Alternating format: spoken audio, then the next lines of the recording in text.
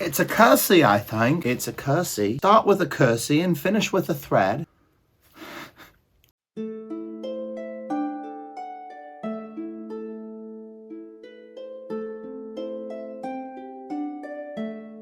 Hi there, my name is Mr. Pete. I am a 4th grade teacher. I'm currently reading Kate DiCamillo's The Tale of Despereaux. We are about to start chapter 29. What a title this is. Start with a Cursy and finish with a thread. Thread? We are in part 3. Miggery Sow, who wants to be a princess, is on her way to the castle, and she is free of her uncle and free of her father, although we now know her father is a prisoner in the castle. She's heading there excited that she could be a princess. We know that's ridiculous, but we'll see how her life changes. We already have had some foreshadowing, especially with Roscuro and her. Chapter 29, start with a Cursy and finish with the thread. Miggery Sow's luck continued.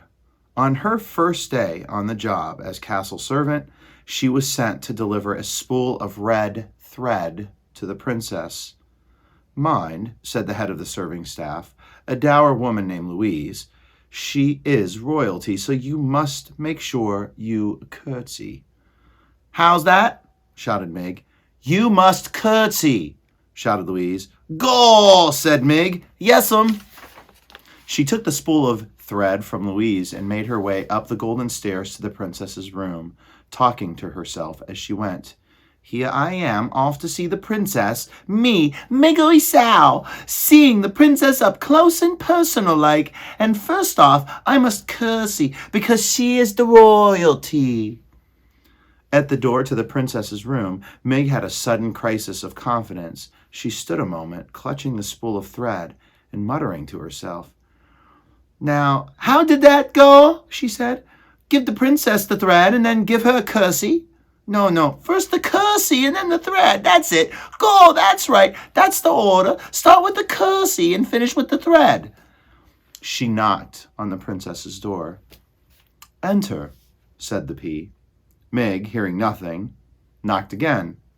Enter, said the pea, and Mig, still hearing nothing, knocked yet again. Maybe, she said to herself, the princess ain't to home. But then the door was flung wide open, and there was the princess herself, staring right at Miggery Sow. Gaw, said Mig, her mouth hanging open, just like it was when she saw her when she was little. Hello, said the pea. Are you the new serving maid? Have you brought me my thread?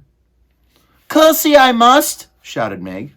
She gathered her skirts, dropped the spool of thread, stuck a foot out and stepped on the spool, rocked back and forth for what seemed like quite a long time, both to the watching princess and the rocking Mig, and finally fell to the floor with a Miggish thud.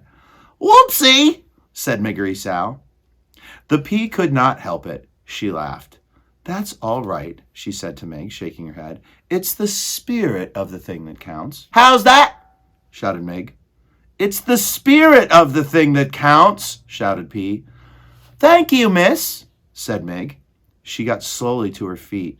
She looked at the princess. She looked down at the floor.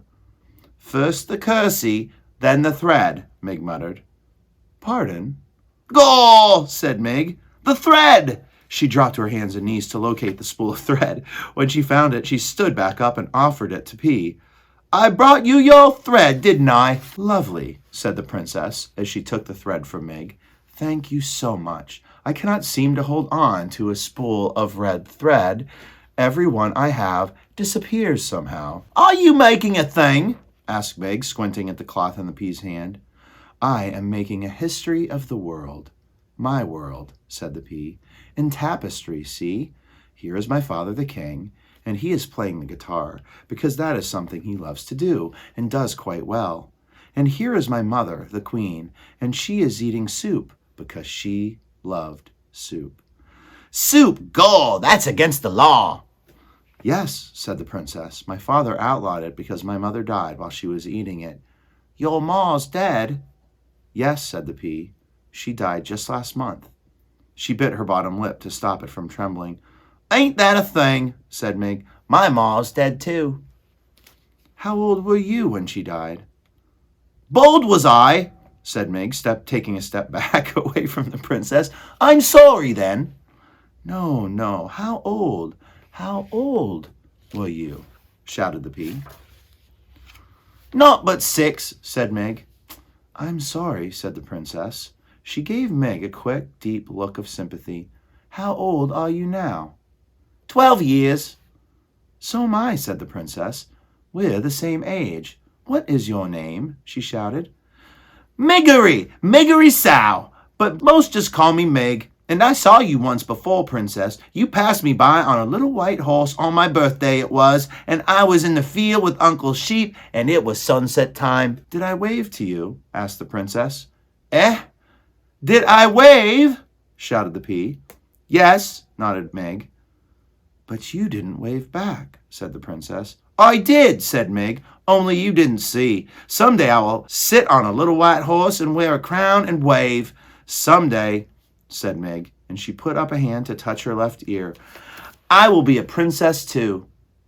"Really?" said the pea, and she gave Meg another quick, deep look, but said nothing else. When Meg finally made her way back down the golden stairs, Louise was waiting for her. "How long," she roared, "did it take you to deliver a spool of thread to the princess?" "Too long?" guessed Meg. "That's right," said Louise, and she gave Meg a good clout to the ear. "You are not destined to be one of our star servants. That is already abundantly clear." Highlight abundantly. That means extremely clear. "No, ma'am," said Meg. "That's all right, though, because I aim to be a princess." "You, a princess? Don't make me laugh." This, reader, was a little joke on Louise's part, as she was not a person who laughed, ever, not even at a notion as ridiculous as Meggery Sow becoming a princess. So there we see Princess P, the common theme in Book 1, Book 2, Book 3. Despereaux falls in love. Roscuro basically is banished to the dungeon when he meets her. And Meggery Sow finally gets to actually meet Princess P, who's really nice to her. But Meggery Sow doesn't do her job very well because they were talking. So, our next chapter, chapter 30, To the Dungeon. To the Dungeon? Please make sure you click like, subscribe, leave a comment. That's really the aim to this. I love getting followers, of course, because it just gives us more people to talk to. And I know my kids enjoy seeing all the comments from across the globe, and I really, really appreciate it. So thank you so much, and I will see you with Boy, my accents. On the next page. Peace.